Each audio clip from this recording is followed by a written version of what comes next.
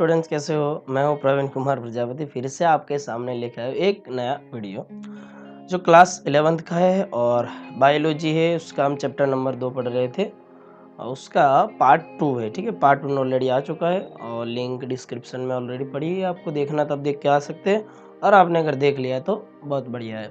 चलो, तो हम पार्ट 2 देख रहे हैं कक्षा 11 का चैप्टर 2 बायोलॉजी का, यानी जीव विज्ञान का, वो भी हिंदी में, और एक्सप्लेनेशन करेंगे। साथ में कुछ क्वेश्चन के बारे में भी चर्चा करेंगे जो कभी कभार या पिछले साल, लास्ट ईयर या प्रीवियस ईयर में नीट में आ चुके। ठीक है, तो अब हम आए थे फंजाई जगत यानी कवक जगत में। ठीक है, अच्छा स्टूडेंट, फंजाई क्या होती है, कवक क्या होता है? तो कभी आपने देखा होगा कि जैसे अब की रोटियां है, कई दिनों तक पड़ी है और मान लो कि बरसात का समय, तो उसमें क्या होता है, उसके ऊपर कुछ सफ़ेद धब्बे, सफ़ेद और हरे जैसे कुछ धब्बे लग जाते हैं, तो वो एक तरह की फंजाई होती है, यानी कवक होता है। ठीक है, और ब्रेड में भी अक्सर ऐसा देखा जा सकता है।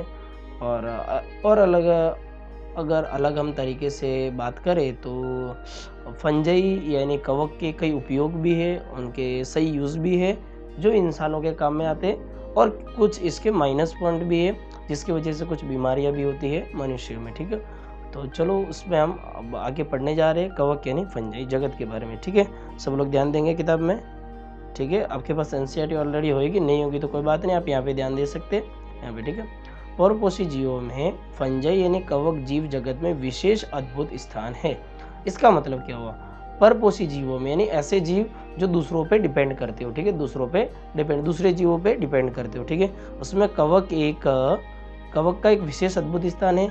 इनकी आकारिकी तथा वास स्थानों में बहुत भिन्नता होती है। ठीक है, इनकी आकारिकी और वास स्थानों में बहुत विभिन्नता होती है। यानी आप देखोगे एक कवक जो है छोटे से छोटे आकार में, यानी फिर रोटी पे भी मिल जाएगा, और एक कवक जो है वो बड़े आकार में, यानी मशरूम जो आपने कभी कभार शायद खाया हो सकता है, मशरूम के रूप में भी आपको मिल जाएगा, और उनके आवास में भी बहुत विभिन्नता होती है।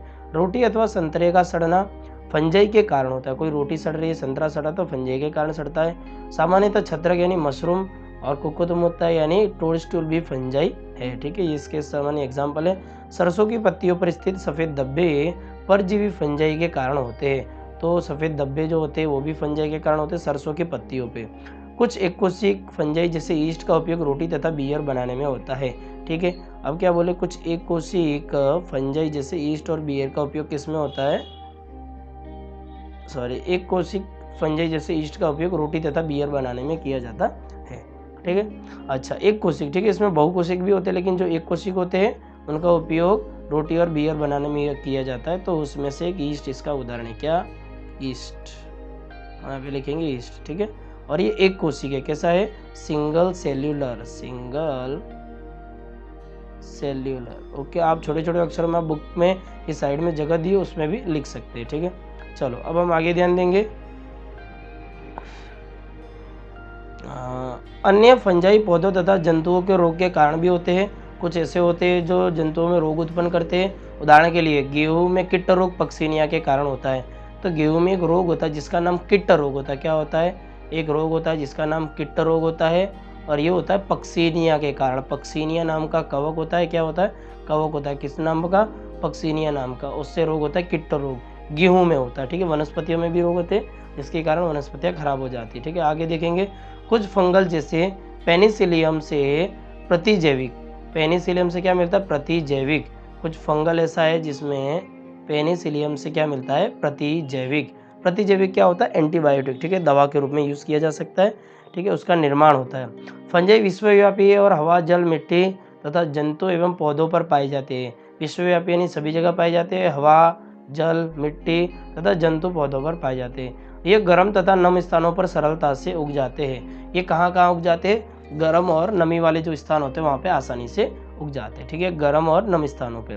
ठीक है, अच्छा क्या आपने कभी सोचा है कि आपने भोजन को रेफ्रिजरेटर में क्यों रखते हैं? भाई इसीलिए हम रखते हैं ताकि कवक जो है वो एक्टिव ना हो सके। देखो, आप देखोगे कि कोई भी जो एंजाइम होता है, कोई भी सजीव होता है या एंजाइम भी जो हमारे बॉडी में होते हैं, उसको अगर ज़्यादा गर्मी दी जाए तो वो मर जाएंगे। लेकिन अगर उसको ठंडा किया जाए, अधिकतर ठंडा किया जाए, तो क्या होगा कि उसकी जो सक्रियता होगी वो नष्ट हो जाएगी। कुछ समय के लिए वो अपना काम करना बंद कर देंगे। ठीक है, इसलिए हाँ, इससे हम अपने भोजन को बैक्टीरिया अथवा फंजाई के कारण खराब होने से बचा सकते हैं। ठीक है, चलो आगे देखते हैं, थोड़ा इसको नीचे खींच लेते हैं। हाँ, आगे देखेंगे। हाँ, फंजाई तंतुमयी है, लेकिन ईस्ट जो एक कोशिका इसका एक अपवाद है। तो मैक्सिमम जो फंजाई होते हैं वो कैसे होते हैं? तंतुमयी होते हैं। कैसे होते हैं? तंतुमयी, यानी पतले धागे के समान। तंतु यानी आपकी रस्सी देखिए, रस्सी कैसी होती है? वो एक तरह से हम कह सकते हैं तंतुमयी जैसी। ठीक है, तो फंजाई कैसे होते हैं? तंतुमय, ऐसे ऐसे ऐसे ऐसे ऐसे इस तरीके के तंतु बहुत लंबे होते हैं। तो इसमें बहुत सारे फंजाई होते हैं, यानी ये बहुकोशिक हो जाता है। लेकिन जो ईस्ट है, क्या ईस्ट जो है वो कैसा है? एक कोशिक है। इसका अपवाद है। अपवाद जानते हो क्या होता है? अपवाद मतलब पूरे ग्रुप में जो सबसे अलग गुणधर्म दर्शाता है वो कहलाता है अपवाद। ठीक है, मान लीजिए आपके घर में सभी लोग जो है वो अच्छे तरीके से बात करते हैं सभी लोगों से, लेकिन कोई एक बच्चा है जो उस तरीके का व्यवहार नहीं कर रहा है। ठीक है, जैसा आपका पूरा फैमिली व्यवहार कर रहा है उस तरीके का व्यवहार नहीं करता है, तो आपके फैमिली में वो अपवाद कहा जाएगा, एक्सेप्शन कहा जाएगा। क्या कहा जाएगा? एक्सेप्शन। चलो आगे देखते हैं। हाँ, ये लंबी होती है और पतली धागे की तरह की संरचना होती है। लंबी पतले की धागे की तरह संरचना होती है, जिन्हें कवक तंतु भी कहते हैं। ठीक है, तो कवक तंतु, ये मैंने जो ड्राइंग बनाई ये कवक तंतु की, किसकी है? कवक तंतु की। आगे देखेंगे, कवक तंतु के जाल को कवक जाल यानी माइसीलियम कहते हैं। इसके कवक तंतु के जो जाल पूरा बना होता है, यानी ऐसे बहुत सारे, मान लो पूरे जालिका के फॉर्म में ऐसे बिक जाओ। ठीक है, एक कवक तंतु ये हो गया, एक कवक तंतु ये हो गया, एक यहाँ पे मैंने बना लिया, एक मैंने यहाँ पे बना लिया। ठीक है, एक यहाँ पे कवक तंतु का पूरा जाल बना दिया, एक और यहाँ पे भी बना लेते। तो ये जो पूरा बना इसको अपने कहेंगे माइसीलियम, यानी कवक तंतु का जो पूरा जाल होएगा उसको कहेंगे माइसीलियम। ठीक है, हैंडराइटिंग थोड़ी सी ख़राब है, लेकिन मैं आपको यहाँ के पढ़ के भी समझा रहा हूँ, तो ध्यान देंगे आगे। ठीक है, चलो आगे देखेंगे, कहाँ पे थे? हाँ, अच्छा, कवक तंतु के जाल को कवक जाल माइसीलियम कहते हैं। कुछ कवक तंतु सतत नलिकाकार होते हैं, जिनमें बहु केंद्रित कोशिका द्रव्य साइटोप्लाज्म भरा होता है, और कुछ नलिकाकार भी होते हैं। कुछ कैसे होते हैं? सतत नलिकाकार होते हैं। नलिकाकार यानी जानते हो पाइपलाइन स्ट्रक्चर में होता है, पाइप, पानी की पाइप कैसे होती है उसमें, और उसमें बहु केंद्रित कोशिका द्रव्य भरा होता है। कोशिका द्रव्य भरा होता है, उसमें बहुत सारे केंद्रक होते हैं, बहुत सारे केंद्रक उसमें रहते हैं। मान लो कि एक पाइप है, उसके अंदर पानी भरा है, उसमें बहुत मिट्टी के कण भर दो, तो मान लो जो पानी है वो हमारे लिए साइटोप्लाज्म यानी कोशिका द्रव्य का काम करेगा, और बहुत सारे मिट्टी के कण समझो वो उसके केंद्र है, बहुत सारे ने बहुकेंद्रित होते हैं। आगे देखेंगे, जिन्हें संकोशिका कवक तंतु कहते हैं। संकोशिकी कवक तंतु कहते हैं। क्या बोले? संकोशिकी कवक तंतु। तो यहाँ पे मैं एक बार बना के दिखा दे रहा हूँ आपको। मान लीजिए कि आपकी पाइप एक तरह की, ठीक है, और ये सतत होती है। ठीक है, और इसमें मैं यहाँ पे बना देता हूँ बहुत सारा पानी, बना दो इसमें। ठीक है, चलो ये बना लिया हमने, मान लो बहुत सारा पानी, यानी इसका साइटोप्लाज्म है, इसका द्रव्य। ठीक है, कोशिका द्रव्य एक तरीके से। अच्छा, अब देखेंगे इसमें छोटे छोटे जो बिंदु रहेंगे बहुत सारे, यानी बहुकेंद्रित, बहुत सारे केंद्रक रहेंगे, तो ये पूरी जो स्ट्रक्चर होगी वो बहुकेंद्रित हो जाएगी। कैसी हो जाएगी? बहुकेंद्रित, यानी बहुत सारे केंद्र हो जाएंगे। ठीक है, चलो आगे ध्यान देते हैं।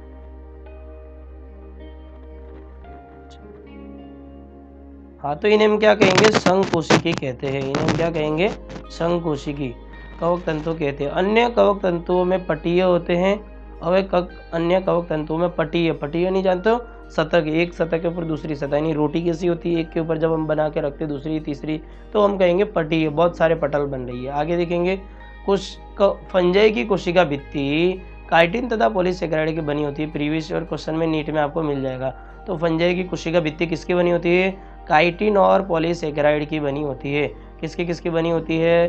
काइटिन और पॉलीसेकेराइड की। इसकी जो कोशिका की जो भित्ति होती है, वॉल यानी दीवार हम कह सकते हैं एक तरीके की, जो बाहर होती है उसको कहेंगे, सॉरी, वो जिसकी बनी होती है, किसकी बनी होती है? काइटिन और पॉलीसेकेराइड की बनी होती है। चलो आगे देखेंगे, अधिकांश फंजाई परपोषित होते हैं। परपोषित मतलब दूसरों से पोषण प्राप्त करे, दूसरे सजीवों से, मृत जीवों से प्राप्त कर रहे। वे मृत बस्टेट्स से घुलनशील, बस्टेट नहीं होना चाहिए यहाँ पे, सबस्टेट होना चाहिए। ठीक है, एनसीईआरटी की गलतियाँ पकड़ी जा रही है। ठीक है, अब स्टूडेंट्स बोलेंगे क्या सर अभी एनसीईआरटी की गलतियाँ निकाल रहे, फिर बाद में सबस्ट्रेट क्या होगा? सबस्ट्रेट लिखना चाहिए था इनको, लेकिन प्रिंटिंग मिस्टेक हो जाती है। ठीक है, सबस्ट्रेट मतलब जहाँ पे ये रहते, मान लो होस्ट, हम किसी के घर में रहने गए तो जो घर, जिसके घर पे हम रह रहे हैं तो उसको कहेंगे सबस्ट्रेट, जिसके ऊपर हम रह रहे हो। ठीक है, जिस घर में हम रह रहे हो तो हमारा सबस्ट्रेट कहलाएगा। तो वे मरे हुए सबस्ट्रेट से घुलनशील कार्बनिक पदार्थों को अवशोषित कर लेती है, अवशोषित कर लेती है घुलनशील कार्बनिक पदार्थों को, यानी जो कार्बनिक पदार्थ होते हैं जैसे कि प्रोटीन और कह सकते हैं हम कार्बोहाइड्रेट, चर्बी और भी बहुत सी चीज़ें होती हैं, उनको ये क्या करते हैं, कार्बनिक पदार्थों को अवशोषित कर लेते मरे हुए के। इन्हें मृत जीवी कहते हैं, यानी मरे हुए जो मृत हो चुके हैं उनके ऊपर से अगर कोई पोषण प्राप्त कर रहा है, उनके ऊपर जिंदा रहकर अपना जीवन गुजार रहा है तो उसे कहेंगे मृत जीवी। आगे दिया, जो फंजाई सजीवी पौधों तथा जंतुओं पर निर्भर करती है उन्हें परजीवी कहते हैं। अब ये मृत जीवी और परजीवी में क्या फ़र्क है, मृत जीवी में मरे हुए सजीवों पर निर्भर रहते और परजीवी में क्या होता है, जिंदा रहते लेकिन दूसरों पे डिपेंड रह रहे। ठीक है, ये शैवाल लाइकेन के साथ तथा उच्च वर्गीय पौधों के साथ कवक मूल बनाकर भी रह सकते हैं।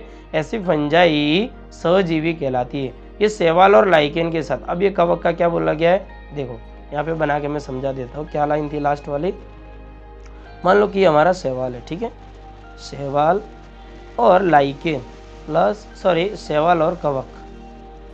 ठीक है, जब शैवाल और कवक दोनों एक साथ रहेंगे, ठीक है, कवक यानी जो हमारी रोटी पे उगती है वो हमारी कवक, और शैवाल यानी क्या होता है, शैवाल यानी आप देखते हो बरसात के दिनों में बहुत से जगह पे अगर पानी इकट्ठा हो जाता है आपकी छत पे, आपके घर के बाहर कहीं पे भी, तो वहाँ पे हरी हरी कुछ संरचना बन जाएगी, तो वो हमारे लिए शैवाल हो जाएगी। और शैवाल और कवक जब एक साथ मिलके रहते हैं तो उस पूरी संरचना को कहते हैं लाइकेन कहते हैं। क्या कहते हैं, लाइकेन। ये जो पूरी स्ट्रक्चर होगी उसको अपने कहेंगे लाइकेन, और इस संबंध को कहेंगे सहजीवी संबंध। क्या कहेंगे, सहजीवी संबंध। ये वाला अभी आगे वाले चैप्टर में आएगा, इसी चैप्टर में आगे भी इसके बारे में और भी बात हम करेंगे। ठीक है, सहजीवी संबंध कहलाएगा। ठीक है, शैवाल और कवक एक साथ मिलकर रहते हैं। अब ये आप बोलोगे इनको फायदा क्या एक साथ रहने में। ठीक है, तो क्या फायदा है कि जो कवक होता है उसको रहने की जगह मिल जाती है, और शैवाल को रहने की जगह मिल जाती है, और कवक को एनर्जी मिल जाती है, ऊर्जा मिल जाती है। शैवाल आप देखते हो तो शैवाल जो होता है वो प्रकाश संश्लेषण करके भोजन बनाता है और कवक को भी थोड़ा बहुत दे देता है। बदले में कवक क्या करता है, शैवाल को रहने की जगह देता है कि भाई चलो मैं यहाँ पे रह रहा हूँ, तुम भी मेरे साथ रहो। ठीक है, तो कवक जो होता है वो शैवाल को आसरा देता है, जगह देता है रहने की, और शैवाल बदले में क्या देता है, कवक को भोजन देता है। क्योंकि शैवाल क्या करता है, प्रकाश संश्लेषण करता है, फोटोसिंथेसिस करके आहार को कवक के साथ मिल बांट के दोनों रहते हैं। तो ये पूरी जो संरचना होगी उसको अपने कहेंगे लाइकेन। क्या कहेंगे, लाइकेन। ठीक है, चलो अब अपने बुक पे ध्यान देते हैं।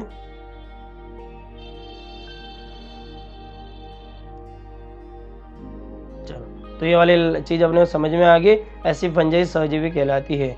अब उनके बात हो रही है सजीवों में जनन की बात हो रही है। किसकी बात हो रही है, जनन की बात।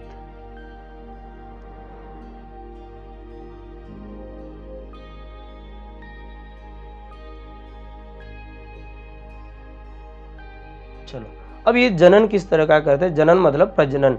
ठीक है, अब जनन प्रजनन क्या होता है तो इसके बारे में भी आपको समझाया जाएगा। चलो अभी मैं समझा देता हूँ वैसे तो। ठीक है, फंजाई में जनन मतलब रिप्रोडक्शन, यानी प्रजनन भी इसको कह सकते हैं, जनन कहा जाता है, रिप्रोडक्शन भी इंग्लिश में इसको कहा जाता है।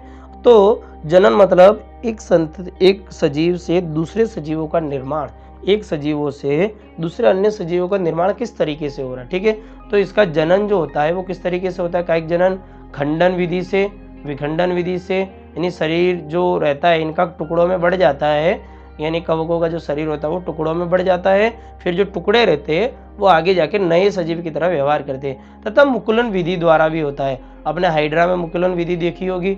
मुकुलन क्या होता है कि मान लो कि ये हमारे कवक की कोई स्ट्रक्चर है। ठीक है, अब क्या रहता है,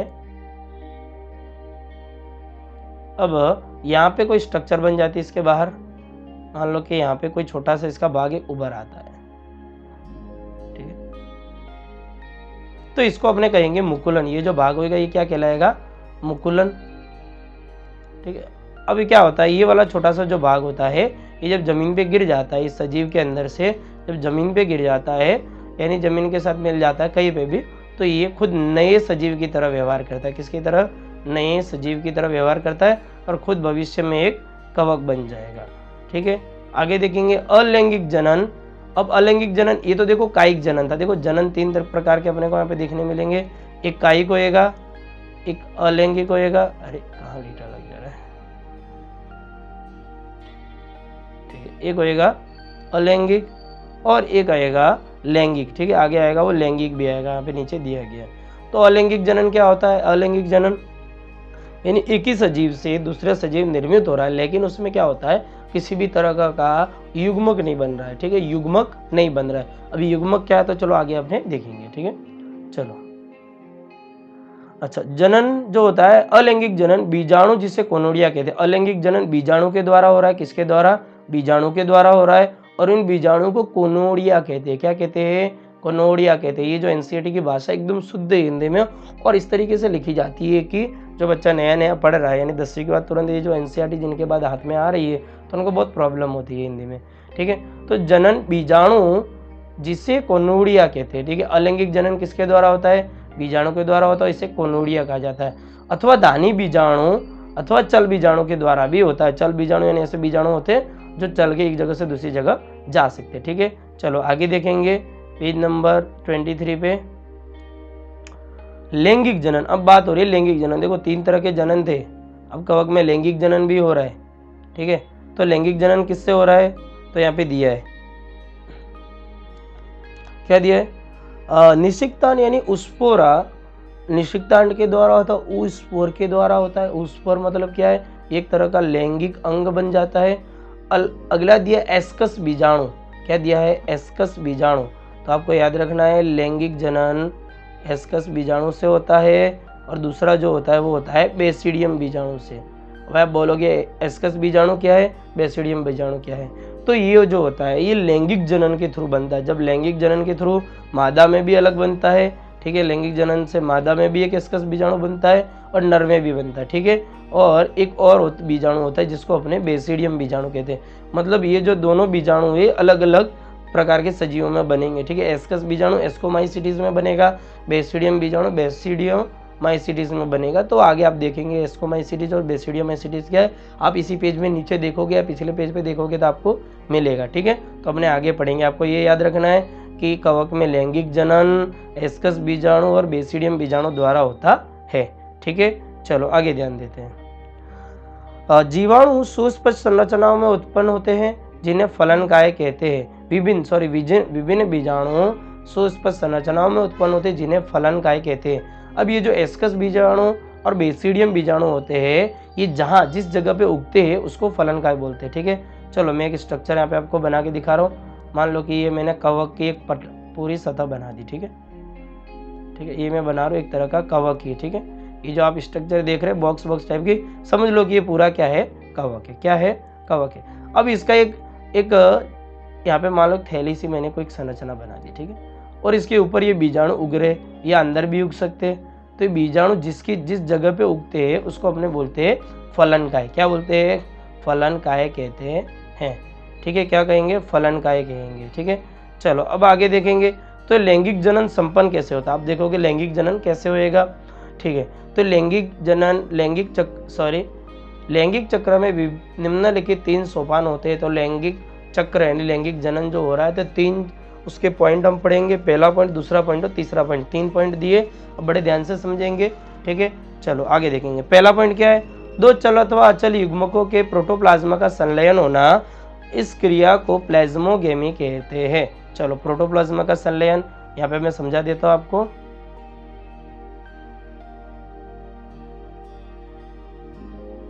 चलो थोड़ी और जगह ले लेते हैं अपने। हाँ, अब क्या होता है प्रोटोप्लाज्म में? क्या होता है पहले आप देखेंगे। प्रोटोप्लाज्म, ठीक है, प्रोटोप्लाज्मा का संलयन उसको अपने क्या कहते हैं? जब ये होता है तो उसको कहा जा रहा है प्लाज्मोगेमी। प्लाज्मोगेमी, ठीक है। चलो थोड़ी हैंडराइटिंग आप लोग संभाल के कर लेंगे, समझ में आ रही होगी शायद, क्योंकि मैं बोल बोल के लिखा रहा हूँ।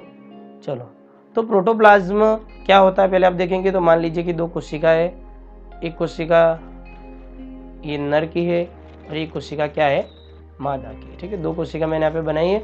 ठीक है, अब इसके बीच में केंद्रक भी होएगा, आप जानते हैं कोशिका है तो अंदर केंद्रक भी होएगा।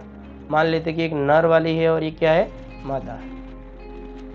इसमें चल और अचल की भी बात की गई है। चल मतलब क्या होगा, अगर चल है ना तो इसके पीछे इस तरीके की कसाबिकाएं होती है और एक गति करके एक जगह से दूसरी जगह जा रही, तो ये वाला चल कहलाएगा। और अगर इसकी कसाबिका नहीं है तो वो कहलाएगा अचल। तो आप देख पा रहे हैं कि यहाँ पे मादा जो अचल है और नर क्या है, जो चल है। अच्छा, इसका जो लिक्विड होता है अंदर, जो ऐसा पानी पानी यानी जो द्रव्य भरा रहता है लिक्विड पूरा का पूरा, इसको अपने कहेंगे प्रोटोप्लाज्म। क्या कहेंगे, प्रोटोप्लाज्म। क्या कहेंगे, तो लैंगिक जनन में सबसे पहले क्या होता है, फर्स्ट स्टेज में क्या होएगा, तो इसका फर्स्ट स्टेज यहाँ पे देखेंगे आपने, तो क्या हो रहा है कि इनके प्रोटोप्लाज्म का संलयन होता है। पहले ये कोशिका होगी, मान लो ये इसका केंद्रक है और दूसरी केंद्रक जो कोशिका है वो भी इसके साथ मिल रही है, तो इसका भी केंद्रक है। सबसे पहले क्या हो रहा है कि इनके जो प्रोटोप्लाज्म है यानी कोशिका का जो द्रव्य है ये पहले मिक्स हो जा रहा है, तो ये जो प्रक्रिया कहलाएगी इसको अपने कहेंगे प्लाज्मोगेमी। क्या कह रहे हैं, प्लाज्मोगेमी। ठीक है, तो अपने लोगों ने यहाँ पे चरण पहला देख लिया, कौन सा चरण था, ये पहला चरण। ठीक है, देखो बुक में भी आप देख लेते हैं। ठीक है, यहाँ पे क्या दिया था, और ये पॉइंट समझना बहुत जरूरी है, अक्सर आता है एग्जामों में। दो चल अथवा अचल युग्मकों, दो चल अथवा अचल युग्मक यानी वही एक युग्मक, मादा युग्मक और नर युग्मक। ठीक है, युग्मकों के प्रोटोप्लाज्म का संलयन यानी दोनों का साथ में मिल जाना, इस क्रिया को प्लाज्मोगेमी कहते हैं। तो पहला पॉइंट मैंने समझाया। दूसरा क्या बोला है, दो केंद्रकों का संलयन होना जिससे केंद्र संलयन कहते हैं। दो केंद्रकों का संलयन होना जिसे केंद्र संलयन कहते हैं। अब देखते हैं क्या होएगा। पहला चरण ये हो गया, अब दूसरे चरण में हम देखेंगे तो क्या हो रहा है। ठीक है, चलो दूसरे चरण में, इसका चरण नंबर अपने यहाँ पे 2 समझाने जा रहे। तो ये वाला जो भाग है, अब इसमें क्या होएगा कि इसके जो केंद्रक है आगे जाके एक बड़ी कोशिका बन जाएगी पूरी की पूरी ये, और दोनों केंद्रक मिल जाएंगे आपस में। ठीक है, दोनों के केंद्रक मिल गए, दोनों का प्रोटोप्लाज्म तो पहले चरण में मिल ही गया होगा।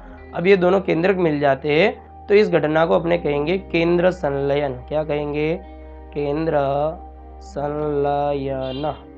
ठीक है, पता चल गया सभी को। चलो आगे ध्यान देंगे तो आपको पता चल गया यहाँ पे केंद्र संलयन क्या है। दूसरा पॉइंट समझ में आ गया, दो केंद्रकों का संलयन होना यानी मिल जाना एक दूसरे में, केंद्रक संलयन कहते हैं। तीसरा, युग्मक में मियोसिस के कारण अगुणित बीजाणु बनना। अब मान लेते हैं कि ये जो बीजाणु बन गया है आगे जाके, ठीक है, ये बीजाणु अब बन गया, तो अब इसमें आगे क्या होएगा।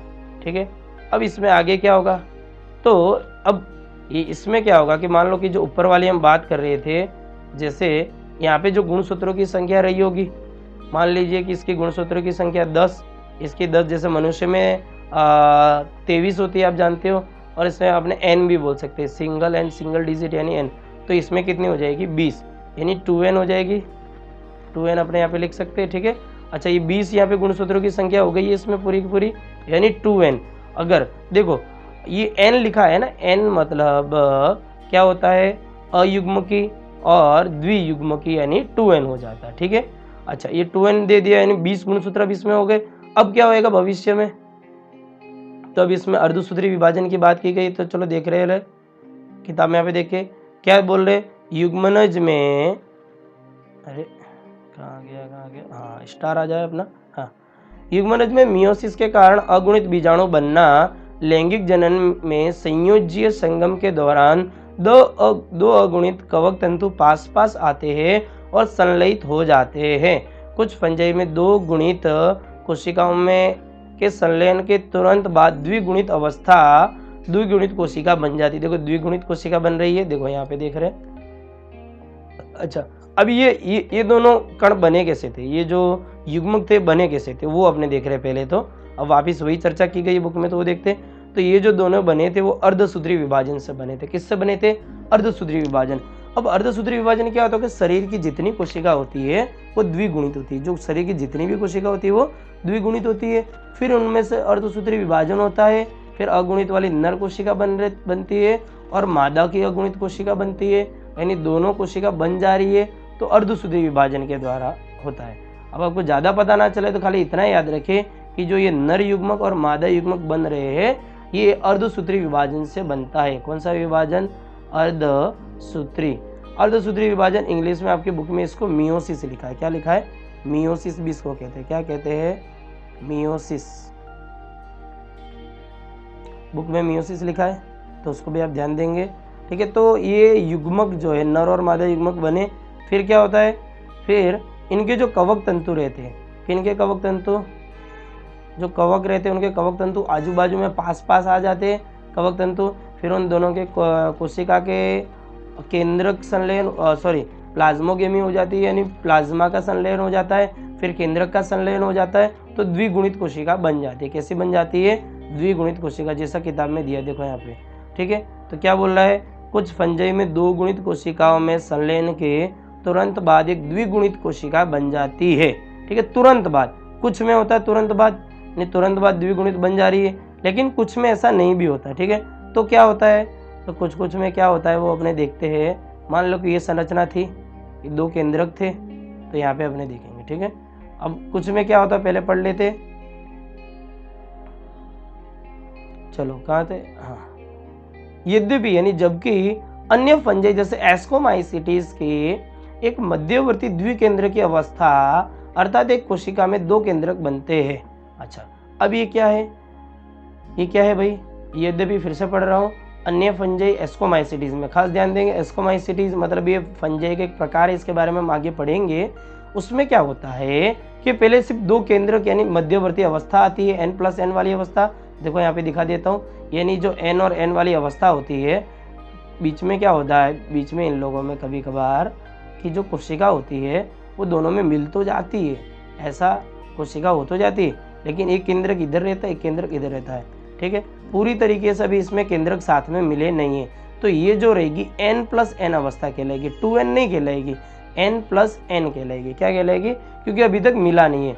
फिर बाद में वापिस ही ऐसी बन जाती है, यानी एक मध्यवर्ती अवस्था। ये कैसी है, मध्यवर्ती अवस्था। ये कैसी है, मध्यवर्ती, यानी बीच में एक ऐसी स्टेज बनती है। अच्छा, ये किस में बनती है, एस्कोमाइसिटीज में बनती है। किस में बनती है, एस्कोमाइसिटीज में, एस्कोमाइसिटीज।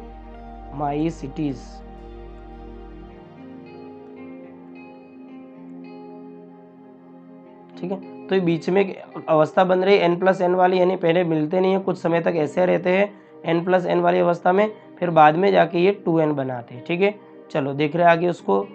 अब क्या दिखा है बुक में, देखो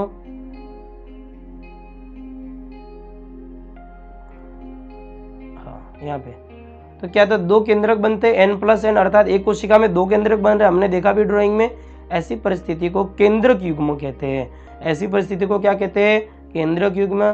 तथा इस अवस्था को फंगस की द्विकेंद्रक अवस्था कहते हैं। तो ये जो अवस्था है ये द्विकेंद्रक अवस्था कहलाती है। क्या कहलाती है, द्विकेंद्रक अवस्था। n+n वाली जो अवस्था होती है वो द्विकेंद्रक अवस्था कुछ समय के लिए इनमें बनती है, लेकिन आगे जाके वापिस ये 2n में बन जाती है, नहीं बीच में ये एक बार बन जाती है।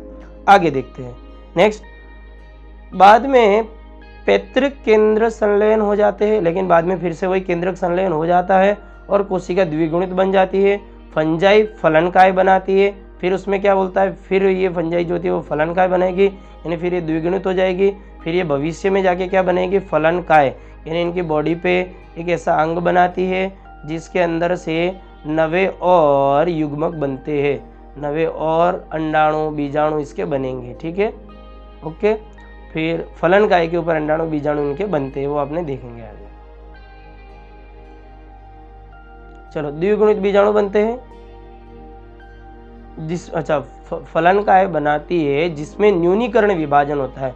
फिर फलनकाय बनाती है, फिर उसमें न्यूनीकरण विभाजन होता है। न्यूनीकरण भाई अर्धसूत्री या मियोसिस आपके बुक में दिया है, चैप्टर 10 में इसके बारे में बहुत अच्छे से दिया, तो अपने और जब ये पढ़ेंगे तो और आपको ये समझ में आएगा न्यूनीकरण मतलब क्या होता है, विभाजन। मैं आपको यहाँ पे एक बार फिर से बता देता हूँ कि जो 2n वाली कोशिका होती है उसकी 2 कोशिका या 4 कोशिका बन जाती है जो n अवस्था वाली होती है। देखो यहाँ पे ड्राइंग बनी हुई है। ठीक है, चलो आगे देखते हैं। जिसमें न्यूनीकरण विभाजन होता है जिसके कारण अगुणित बीजाणु बनते हैं। अगुणित मतलब n अवस्था वाले बीजाणु बनते हैं। कवक जाल की आकारी के बीजाणु बनने तथा फलनकाय बनाने की विधि जगत को विभिन्न भागों में विभक्त करने का आधार बनाते हैं।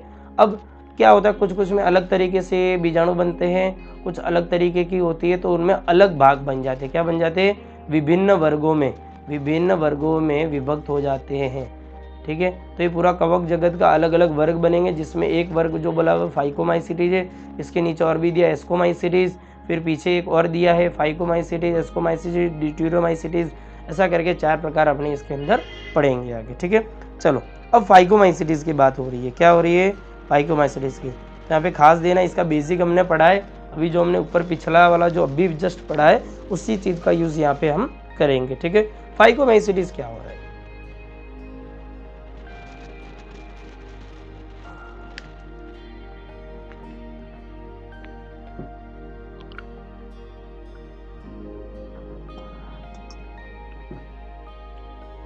अब इसके वर्गों की बात हो रही है। किसके वर्गों की बात हो रही है भाई, किसके वर्गों की बात, कवक जगत के अलग अलग वर्ग दिए गए हैं, उनके बारे में हम पढ़ रहे हैं, ठीक है।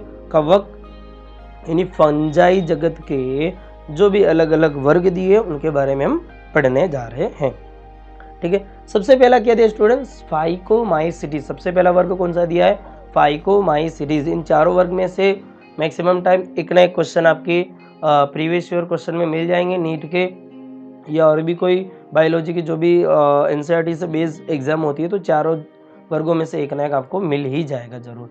तो आप ध्यान से इधर पढ़ेंगे, ठीक है। फाइकोमाइसीटीज, ठीक है, क्या आ रहा है फाइकोमाइसीटीज, याद रखना।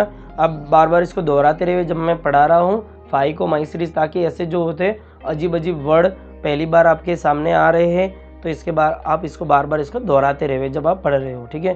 अब फाइकोमाइसीटीज जलीय आवास में मिलते हैं, जहाँ पानी होता है वहाँ पे भी मिलेंगे, सड़ी गली लकड़ी में भी मिलेंगे, नमी तथा सीलन भरे स्थानों में भी मिलेंगे, नमी वाले स्थान में, और पौधों पर अविकल्पी परजीवी के रूप में पाए जाते हैं।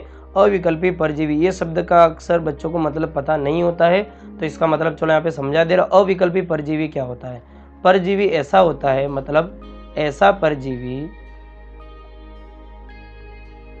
अच्छा अविकल्पी और विकल्पी परजीवी क्या होते हैं। देखो परजीवी दो प्रकार के आपको मिलेंगे, एक आएगा विकल्पी और दूसरा आएगा अविकल्पी। देखो उसके नीचे लिख दे रहा हूं। अच्छा अविकल्पी परजीवी क्या होता है, विकल्पी परजीवी क्या होता है, मतलब विकल्पी परजीवी जो होता है वो परजीवी न होने पर जब उसको दूसरों से पोषण नहीं मिल रहा है तो खुद अपना खाना प्रकाश संश्लेषण से या रसायन संश्लेषण से बना सकता है, तो इसको अपने कहेंगे विकल्पी परजीवी। लेकिन अविकल्पी परजीवी मतलब क्या होता है कि ये जो होते हैं ये पूरी तरह से परजीवी होते हैं, ये अपना खाना दूसरों सजीवों या दूसरे जीवों पे निर्भर रहकर ही बना सकते हैं, तो इनको अपने कहेंगे अविकल्पी परजीवी।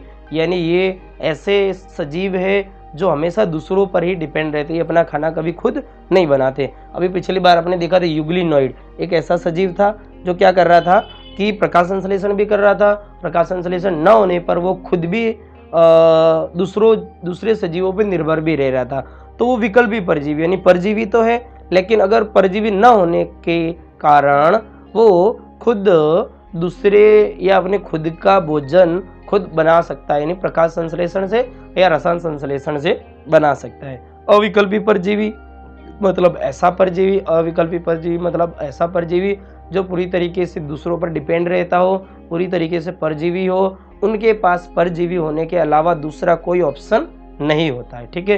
तो ये था अविकल्पी परजीवी, ठीक है। ओके आगे ध्यान देंगे। चलो कवक जाल अपटीय तथा बहुकेंद्रीकृत होता है। अब हमने देखा था ये जो कवक होते हैं बहुत जाल के स्वरूप में रहते हैं, ठीक है, जाल के स्वरूप में। तो इनमें बोला अपटीय और बहुकेंद्रित रहता है। अपटीय मतलब इनमें पटल नहीं होती, इनकी सतह डबल ट्रिबल नहीं होती। मान लो कि ये मैंने कवक बना दिया तो ये कवक है, इसके ऊपर और कोई सतह नहीं रहेगी, ठीक है। अपटीय और पटीय में आपको डिफरेंस बता देता हूँ, पीछे जाके क्या बता रहा हूँ डिफरेंस यहाँ पे मैं बता देता हूँ अपटीय और पटीय में क्या होता है। तो ये आप चीज़ें साथ साथ शब्दों को समझते जाएंगे। एक एक शब्द में एनसीईआरटी के बहुत अच्छी अच्छी चीज़ें लिखी रहती है। जब अगर बच्चा नहीं समझता है तो सिर्फ उसको रट्टा लगा लेता है, बार बार उसको पढ़ लेता है, लेकिन जब उसको उसका अर्थ नहीं पता होता है तो एनसीईआरटी आपको याद नहीं होती है। तो शब्दों का अर्थ आपको पता होना चाहिए। अब दिया अपटीय और पटीय, दोनों में अंतर बता देता हूँ। अरे इतनी खराब हैंडराइटिंग, ऐसा हो ही नहीं सकता। एक मैं फिर से लिखता हूँ अपटीय और यहाँ पे देखेंगे पटीय, दोनों में क्या अंतर, दोनों शब्द आपके सामने अभी भी आएंगे। अब मान लेते कि ये कोई कवक है जो रोटी की तरह, रोटी के ऊपर है, रोटी की तरह मान लीजिए बना हुआ है। ये अपटीय रहेगा। पटीय में क्या हो रहता है, कवक का पूरा जाल रहेगा। अब मान लो इसका जाल भी अपने बना देते, ठीक है, ये इसकी जाल की कोशिका देखो मैं बना दे रहा हूँ पूरी तरीके से, इसका कवक जाल है, ठीक है। तो ये कैसा कहलाएगा, अपटीय कवक जाल। लेकिन पटीय कवक जाल में क्या होएगा कि ये जो मैंने अभी यहाँ पे एक और इसकी लेयर बना दी, इसके ऊपर एक और पट्टा बना दिया, इसके ऊपर एक और पट्टा बना दिया, इसके ऊपर एक और पट्टा बना दिया, इस तरह के इसकी बहुत सारी सतहें होंगी, तो ये आ जाएगा पटीय कवक जाल। हाँ, जाल इसमें भी होता है, ठीक है। तो ये वाला जो कवक कहलाएगा ये पटीय कहलाएगा, पटीय कवक, और ये होता है अपटीय कवक। इनकी जो जाल होती है पटीय कवक जाल, और ये अपटीय कवक जाल, और ये पटीय कवक जाल। चलो बुक में ध्यान देंगे, यहाँ पे कहाँ थे हम लोग, हाँ, यहाँ पर। हाँ, कवक जाल अपटीय होती है, देखो मैंने बोला अपटीय होती है कवक जाल, यानी दूसरी सतह नहीं होती, सिर्फ एक ही सतह होती है, तथा बहुकेंद्रित होती है, और उसमें केंद्रक बहुत सारे होंगे, ठीक है।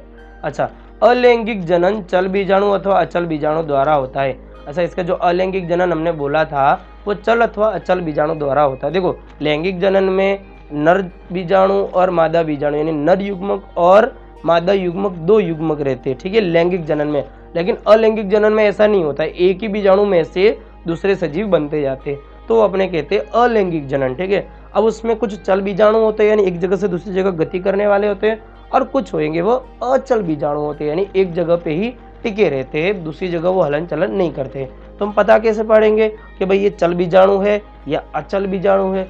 तो ऐसे बीजाणु जिनके, चलो मैं बता के यहाँ पे ड्राइंग बना के दिखा देता हूँ। मान ली एक ये बीजाणु बनाया और ये बीजाणु बनाया, ठीक है। अच्छा, अब ये बीजाणु के मान लीजिए यहाँ पे कोई कशाभिका होती है, कशाभिका 2, 3, 4 हो जाती है, तो ये गति कर सकता है, जल में गति कर सकता है, और इसके कोई कशाभिका नहीं है तो जल में गति नहीं करेगा, ठीक है, ये जल में गति नहीं करेगा। तो ये वाला जो हो जाएगा ये चल हो जाएगा, और ये हो जाएगा अचल, ये एक जगह से दूसरी जगह जाएगा, गति करेगा, और ये गति नहीं करेगा, ठीक है। तो इस तरीके के इसके दो बीजाणु, अलैंगिक जनन बीजाणु अथवा चल बीजाणु अथवा अचल बीजाणु द्वारा होता है। ये बीजाणु दानी में अंतर जातीय उत्पन्न होते हैं, अंतर जातीय उत्पन्न होते हैं दानी में, ये बीजाणु दानी में अंतर जातीय उत्पन्न होते हैं, ये बीजाणु दानी में अंतर जातीय उत्पन्न होते हैं। देखो 2 बार रिवीज क्यों कर रहा हूँ, ताकि आपको पता चले कि लाइन क्यों बता रहा हूँ, आपके मगज पे इसकी चोट लगे कि बार बार रिवाइज किया जा रहा, मतलब इसका कुछ इंपॉर्टेंस होएगा, ठीक है। एनसीईआरटी का हर लाइन में एक परिभाषा मिलेगी, एक एक्सप्लेनेशन मिलेगा, हर एक शब्द का आप एक्सप्लेनेशन ढूंढ सकते हैं। अगर आपको उस एक्सप्लेनेशन का अर्थ पता चल जाता हो तो आपके लिए एनसीईआरटी ईजी हो जाती है, वरना ये आपको बोझ लगने लगती है, भले ही ये कम पेज की होती है, ठीक है। अच्छा, ये बीजाणु दानी में अंतर जातीय उत्पन्न होती है, यानी ये बीजाणु दानी में, अच्छा ये मान लीजिए कवक है, अब इसकी दानियाँ होती है। दानियाँ क्या होती है कि इसके अंदर जैसे थैलिया जैसी संरचना होती है, जिसके अंदर ये उत्पन्न होते हैं, अलैंगिक कवक, ठीक है। मान लीजिए कि इसके अंदर दानी है और ये अंदर उत्पन्न हो रहे हैं, बीजाणु दानी इसके अंदर उत्पन्न हो रहे हैं। कुछ में क्या होंगे, दानी के बाहर उत्पन्न होंगे, ठीक है। लेकिन यहाँ पे क्या हो रहा है, फाइकोमाइसिटिस की जब हम बात कर रहे हैं तो ये बीजाणु जो होते हैं बीजाणु दानी में अंतर जातीय यानी अंदर उत्पन्न होते हैं। बीजाणु होने के अंतर जातीय मतलब अंदर उत्पन्न होते हैं। 2 युग्मकों के संलयन से युग्माणु बनते हैं, 2 युग्मकों के संलयन से युग्माणु बनते हैं। तो 2 युग्मक, मान लो कि मैंने यहाँ पे 2 युग्मक ही बनाए हुए एन और एन, जब दोनों एक साथ मिल जाते हैं तो 2n बन जाता है, यानी द्विगुणित बन जाएगा, तो उसको अपने कहेंगे युग्माणु। देखो आपको युग्माणु की स्ट्रक्चर बता देता हूँ पीछे, अभी अभी हमने बनाई थी, हाँ ये रहा, ये युग्माणु हो जाता है, और ये दोनों थे जो युग्मक थे, ठीक है, ये दोनों क्या थे, युग्मक, और ये हो जाता है युग्माणु। क्या हो जाता है, युग्माणु, और ये दोनों युग्मक। आप अंतर याद रखना, युग्मक किसे कहेंगे, जो अकेले होते हैं लेकिन वो बाद में मिल जाते तो क्या कहलाते हैं, युग्माणु। क्या कहलाते हैं ये, युग्माणु। क्या कहलाते हैं, फिर से बोलेंगे अपने मन मने, या मेरे साथ आप पढ़ते जावे बायोलॉजी में। मैं फिर से बता देता हूँ कि आपको शब्दों को बार बार पढ़ते समय बोलते रहना है, ठीक है, रिवीजन करते रहना है, क्योंकि ये शब्द आपके लिए नवे नवे होंगे तो आप इसको याद रख पाएंगे, ठीक है। आगे देखते हैं, इन युग्मकों की आकारिक की एक जैसी हो तो समयुग्मकता कहेंगे, अथवा भिन्न हो तो असमयुग्मकी यानी विषम युग्मकी हो सकती है। अब ये लाइन का क्या अर्थ बोला है कि इन युग्मकों की आकारी की, इनका जो आकार होता है ना, अगर एक जैसा हो तो वो कहेंगे समयुग्मक। मान लीजिए कि मादा युग्मक, चलो यहाँ पे ड्राइंग बनाते हैं, क्या बोलेंगे सर बार बार ड्राइंग ड्राइंग, ठीक है। एक ये बनाया हमने, एक ये, ठीक है। ये मान लेते अपने नर युग्मक, ठीक है, और ये मान लेते मादा युग्मक, ठीक है। दोनों की चलो अपने कसाबिका बना देते हैं, कसाबिका, क्या है ये, कसाबिका। चलो ये दोनों एक जैसे, एन अवस्था, इसकी भी एन अवस्था होगी, ये दोनों एक जैसे, तो इसको अपने कहेंगे समयुग्मकी। क्या कहेंगे, समयुग्मकी। लेकिन क्या होता है कभी कभार इनमें कुछ में थोड़ा सा डिफरेंट होता है, कुछ कुछ ऐसे कवक होते हैं जिनमें थोड़ा सा अंतर होता है। क्या अंतर होता है देखते हैं चलो। तो क्या होता है, मान लीजिए कि एक का स्ट्रक्चर कुछ बड़ा सा है, ठीक है, एक का स्ट्रक्चर कुछ अजीब सा है, मान लीजिए कि कुछ ऐसा है, ठीक है। तो ये एक जैसे नहीं है, ठीक है, ये दोनों के दोनों एक जैसे नहीं है। मान लेते ये मादा की स्ट्रक्चर अपने बना दी और ये नर की बना देते। मनुष्यों में भी कुछ ऐसा ही होता है, तो इसको अपने बोलेंगे असमयुग्मकी, असमयुग्मकी, ठीक है, असमयुग्मकी, ठीक है। अच्छा, मैं जो ड्राइंगें बना रहा हूँ अगर आपको ध्यान में रखनी है, वापस भविष्य में रिवीजन करते समय काम में आवे, तो आप क्या करेंगे, जो किताब है आपकी एनसीईआरटी की, उसमें दोनों और थोड़ी थोड़ी साइड में जगह दी रहती है, तो छोटे छोटे अक्षरों में ये ड्राइंगें साथ में बनाते रहे। जो एक्स्ट्रा वर्ड, एक्स्ट्रा परिभाषाएं या डेफिनेशन में जो आपको लिखवा रहा हूँ, तो साइड में लिख दिया करें, ताकि क्या जब आप वापस रिविजन कर रहे हो तो अगर ये चीज़ें जो मैंने अभी बताई अपने मुँह से वो याद ना रहे, तो आप उसको पढ़ते समय अगर याद आ जाती है तो आपके लिए अच्छा रहेगा, बेनिफिट रहेगा, ठीक है। तो ये कहेंगे असमयुग्मकी, या इसका दूसरा भी नाम है विषम युग्मकी। क्या है, विषम युग्मकी भी इनको बोला जाता है, ठीक है। चलो बुक पे आते हैं, देखो यही वाली बात अभी लिखी थी, कहाँ गई, यहाँ पे, ठीक है। आकारी की एक जैसी हो, युग्मकों की आकारी की अगर एक जैसी हो तो उनको समयुग्मकता कहते हैं, अथवा भिन्न हो तो इनमें असमयुग्मकी अथवा विषम युग्मकी हो सकती है। इनके सामान्य उदाहरण है जैसे म्यूकर, राइजोपस। राइजोपस रोटी के कवक, देखो रोटी के ऊपर जो कवक होते हैं वो राइजोपस होते हैं। देखो आपको एग्जाम्पल याद रखने बहुत जरूरी है भाई, नीट 2022 में यानी 2022 में इसके एग्जाम्पल आ चुके हैं, ठीक है। सही जोड़े में आते हैं या एमसीक्यू में, जो एमसीक्यू रहते हैं उसमें सही जोड़े मिलाओ उसमें भी आते हैं। तो क्या होता है, म्यूकर, राइजोपस रोटी के कवक पहले ही बता चुके हैं, ठीक है हम लोग। चलो म्यूकर और राइजोपस जो होता है वो रोटी का कवक होता है, और एल्बुगो जो होता है वो सरसों पर परजीवी फंजाई, सरसों पर भी जो कवक होता है उसको अपने एल्बुगो बोलते हैं। रोटी का जो कवक होता है उसको राइजोपस कहते हैं, और एक अलग कवक का नाम दिया जिसका म्यूकर, ठीक है। तो इन तीनों के तीनों ये जो उदाहरण है आपको खास हाईलाइट करके रखने हैं कि फाइकोमाइसिटीज में इसका देखो 3.2.2 लिखा है, 2.3.1 ऊपर जो लिखा फाइकोमाइसिटीज हेडिंग, उसके जो एग्जाम्पल है वो क्या है, म्यूकर, राइजोपस और एल्बुगो। क्या है, म्यूकर, राइजोपस और एल्बुगो। देखो मैं हाईलाइट भी कर दे रहा हूँ, आपके पास हाईलाइटर होएगा शायद, ठीक है। देखो म्यूकर, राइजोपस और क्या है, एल्बुगो, ठीक है। ये रोटी के कवक है और ये किसका कवक है, सरसों पर, ठीक है। चलो अभी अपने आगे देखते हैं, गर्मी लग रही,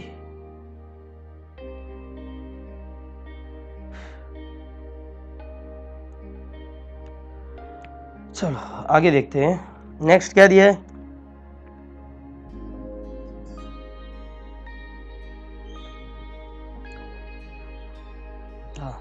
अगला आ रहा हमारा एस्कोमाइसिटीज। क्या आ रहा है अगला, एस्कोमाइसिटीज। क्या आ रहा है स्टूडेंट, एस्कोमाइसिटीज, मेरे साथ दोहरावे वापस, एस्कोमाइसिटीज। क्या आ रहा है, एस्कोमाइसिटीज। क्या आ रहा है, एस्कोमाइसिटीज। चलो अब इसको पढ़ना चालू करते हैं।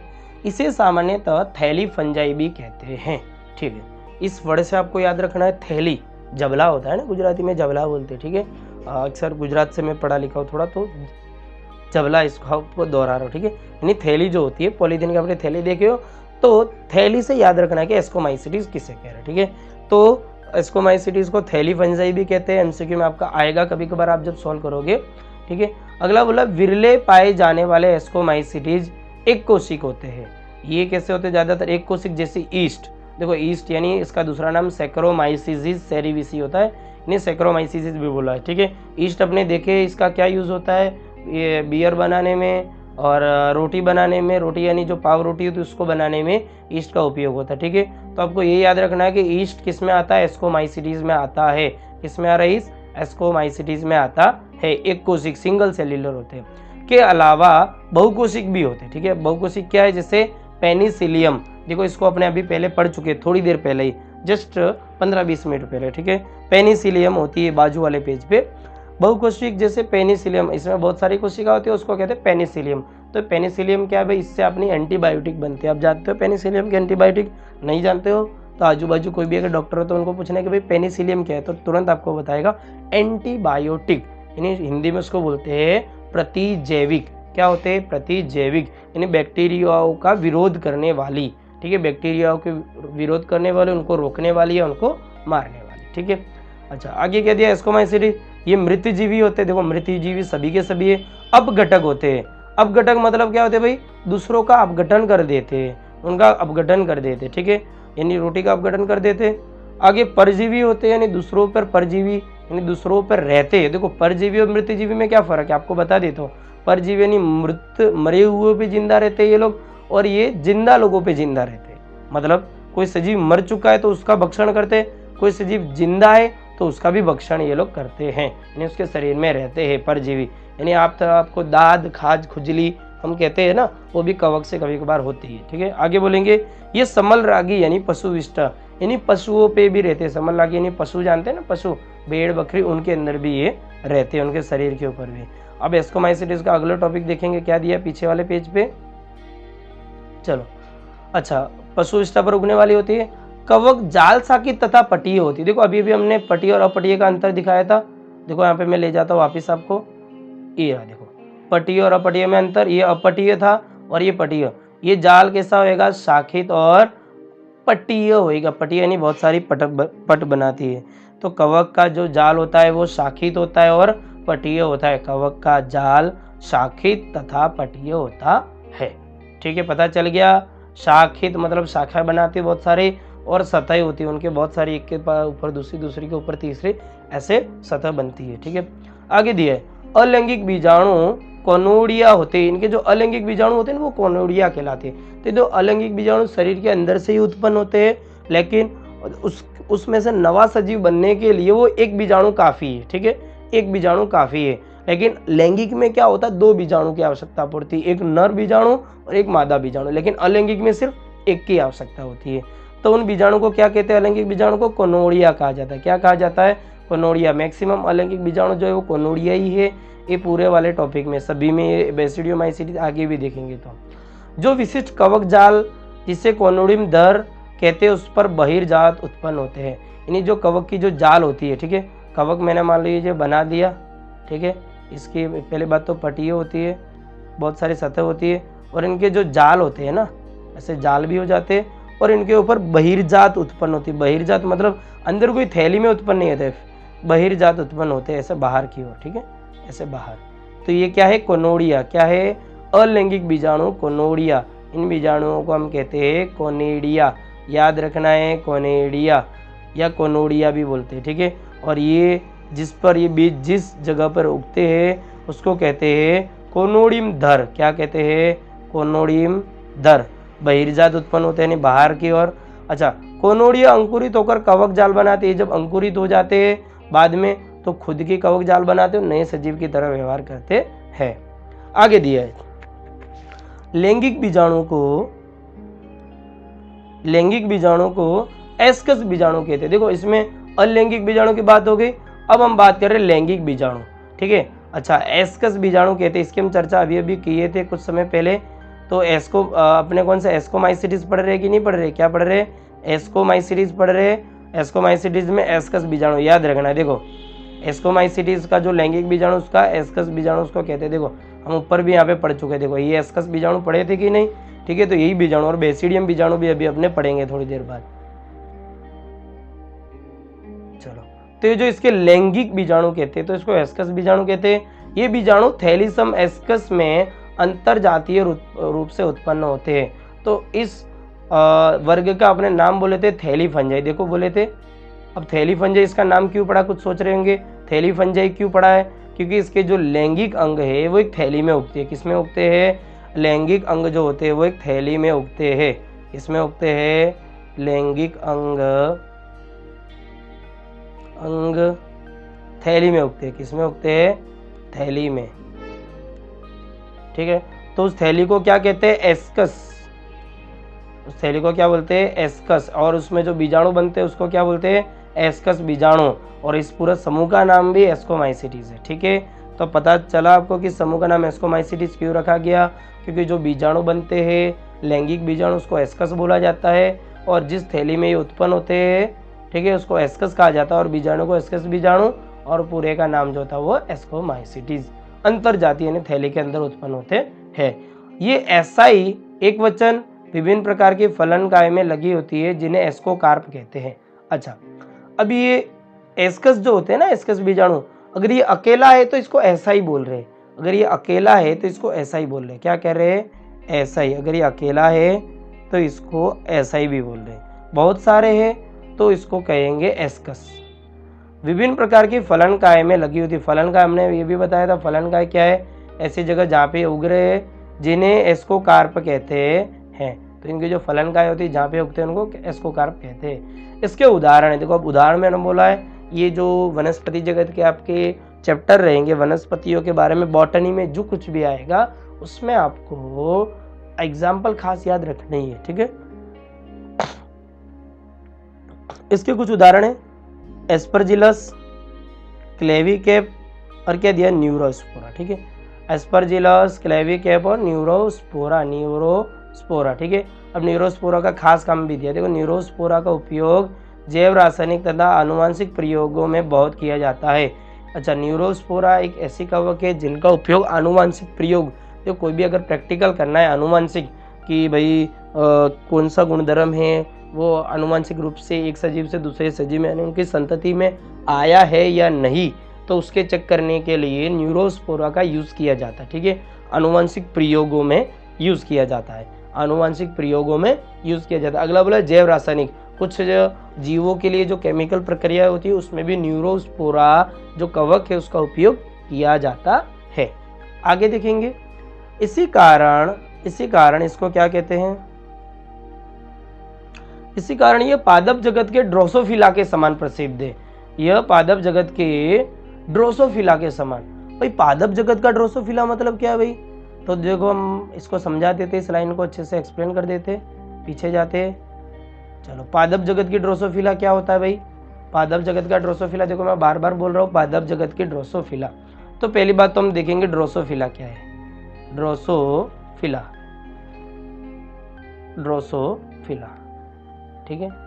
तो ड्रोसोफिला एक ऐसा कीट है, यानी मधुमक्खी जैसा एक कीटक आता है जिस पर वैज्ञानिक यानी जो जैव वैज्ञानिक जो होते हैं वो उन पे प्रयोग करते हैं अलग अलग। ड्रोसोफिला पर एक सजीव है, ठीक है, वो प्राणियों में आता है, ठीक है। प्राणी जगत का ड्रोसोफिला यानी ड्रोसोफिला जो होता है ये एक सजीव है एक तरह का, और क्लास 12 में आपको चैप्टर 5 में इसको बारे में और पढ़ने को भी मिलेगा, लेकिन अभी इसको जानना है। तो ड्रोसोफिला क्या है? मान लीजिए एक तरह की मधुमक्खी, ठीक है। ड्रोसोफिला एक तरह की मधुमक्खी है, उसी के जैसे ही जीव होता है, ठीक है।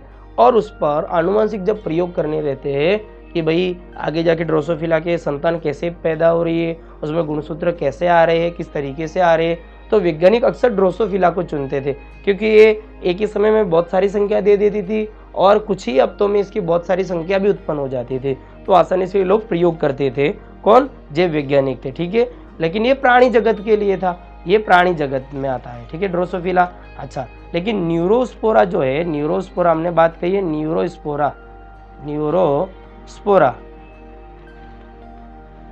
ये वनस्पति जगत में आता है। किस में आता है? वनस्पति जगत में। तो ये वनस्पति जगत का ड्रोसोफिला कहा जाता है। क्या कहा जाता है? न्यूरोस्पोरा वनस्पति जगत का ड्रोसोफिला कहा जाता है, ठीक है। पता चला आपको ड्रोसोफिला? ड्रोसोफिला तो एक सजीव का नाम है जो प्राणी जगत में आता है, लेकिन न्यूरोस्पोरा वो ड्रोसोफिला की तरह ही काम करता है, लेकिन उसको याद रखने के लिए क्या बोलते हैं? वनस्पति जगत का ड्रोसोफिला यानी न्यूरोस्पोरा, ठीक है।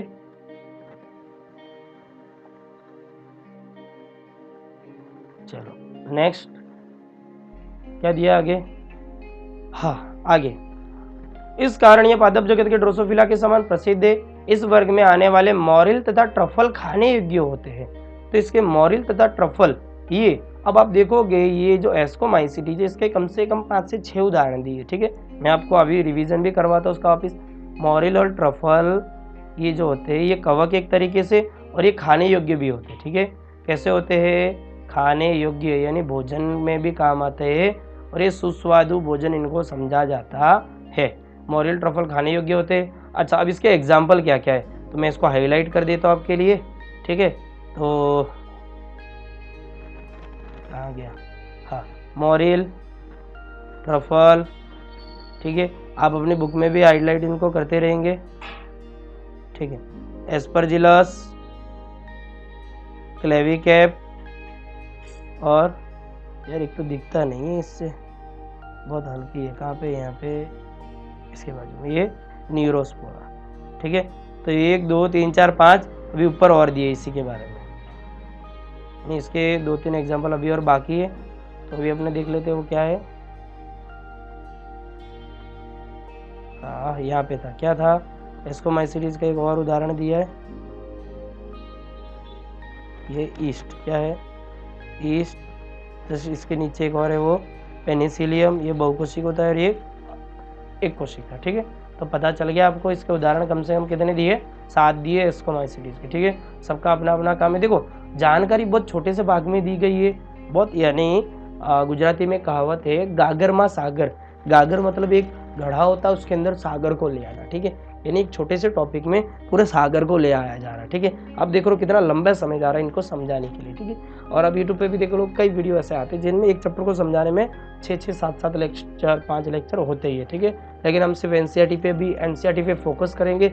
एनसीईआरटी के एक लाइन का एक एक शब्द का अर्थ यहाँ पे समझाएंगे, तो आपके एनसीईआरटी बहुत काम की है। 360 मार्क्स होते हैं सिर्फ बायोलॉजी के नीट में, यानी 180 क्वेश्चन में से 90 क्वेश्चन सिर्फ बायोलॉजी के होते हैं, और 90 क्वेश्चन में से कह सकते हैं 87 या 88 या 90 क्वेश्चन, यानी पूरे के पूरे क्वेश्चन लगभग होते एनसीईआरटी में से ही होते हैं। ठीक है, लेकिन कभी कभार क्या होता है कि अच्छे से ना समझ पाने की वजह से आपको ऐसा लगता नहीं क्वेश्चन बाहर के होते एनसीईआरटी के ही। ठीक है, चलो आगे पढ़ेंगे। तो एक काम करते हैं, वीडियो को यहीं रोका जा रहा है। ओके, तो नेक्स्ट वीडियो जल्दी आपका आएगा, पार्ट 3 आएगा। पार्ट 3 में हम लगभग चैप्टर को पूरा कर देंगे। वीडियो को ज़्यादा से ज़्यादा शेयर करें, इससे हमको एनर्जी मिलती है, और से और विद्यार्थियों जो हिंदी मीडियम का खास करके विद्यार्थी है उनको हेल्प मिलती रहे। ठीक है, क्योंकि आप देखोगे अभी के समय में वीडियो बहुत मिल जाती है, लेकिन मैक्सिमम इंग्लिश मीडियम का। इंग्लिश मीडियम का तो बहुत सारा भंडार भरा पड़ा है, लेकिन हिंदी मीडियम वाले बच्चों को बहुत प्रॉब्लम होती है, उन लोगों को ऑनलाइन कोई सहायता नहीं मिलती है।